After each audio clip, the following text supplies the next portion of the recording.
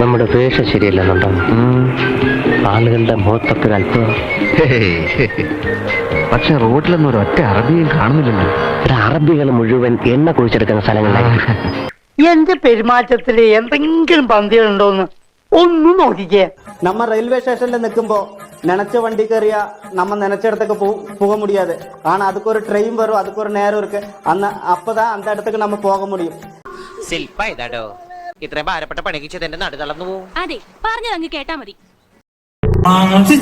ആകാശത്തൊന്നൊരാനെ കിട്ടി ആകാശവും കൂടെ പോന്നേ ആളിത്തിരി ആളാവാനൊരു പൂരം വന്നേ ആ പൂരം ഇന്നാണെന്നേ.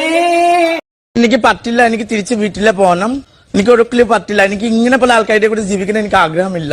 തിരിഞ്ഞു നോക്കുമ്പോ ഗുഡ് മോർണിംഗ്. ഞാൻ ആരോ ഏട്ടാ, ഞാൻ നിരപരാധിയാണല്ലോ, സത്യം തെളിയും. ആകപ്പാടെ കടവും കടപ്പടി, കൂട്ടത്തിലൊരു ഉരുപ്പടി, പോരാത്തതിന് കയ്യിലൊരു കുറിപ്പടി.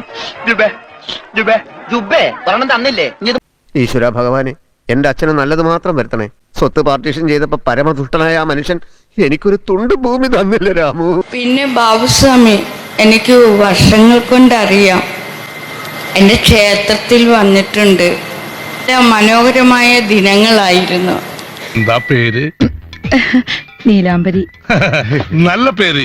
അതെ, എന്തു ചെയ്യുന്നു? അമ്മയെ സഹായിക്കുന്നു. കട്ടിക്ക് മണി വ്യത്യാസത്തിന് സ്റ്റിയറിംഗ് ഒന്ന് അങ്ങോട്ടോ ഒന്ന് ഇങ്ങോട്ടോ മാറിയാ മതി. നമ്മൾ ഇഞ്ചിന് തവിട് കൂടി വിട്ടില്ല. മതി, ഞാൻ ഏറ്റവും ഇളയത്.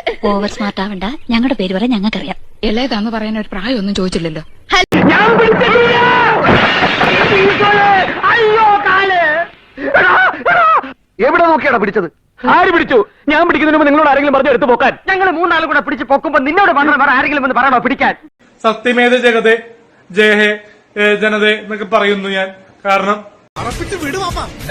ഓടുന്നതന്നെ വാങ്ങി.